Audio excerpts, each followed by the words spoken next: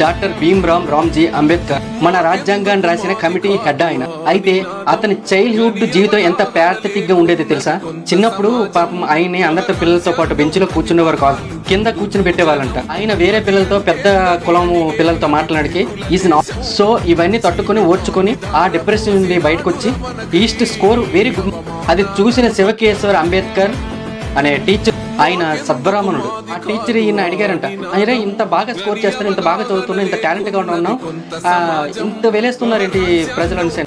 ఏం లేదు సార్, అది నా క్యాస్ట్ వల్లే. వెంటనే ఆ టీచర్ కి కలంట అని, టాలెంట్ ఉన్నోడికి క్యాస్ట్ తో పనింట్రా, సరే ఇక ఎవరైనా నీ పేరు అడిగితే నా పేరు భీమ్రావ్ అంబేద్కర్ అని చెప్పు, నా ఇంటి పేరు నీకు ఇస్తున్నాను, ఇక్కడ నుండి నువ్వు కూడా అందరితో సమానమే అని చెప్పి ఆ పిల్లలందరితో పాటు సమానంగా అంబేద్కర్ గారికి ట్రీట్ చేసేవాడంట ఆ టీచర్. అలాంటి గొప్ప గురువు అంబేద్కర్ గారికి దొరకడం వల్ల అతని టాలెంట్ ఎక్సెల్ అయ్యి మన భారతదేశ రాజ్యాంగాన్ని తలరాసే రేంజ్కి ఎదిగారు ఆయన.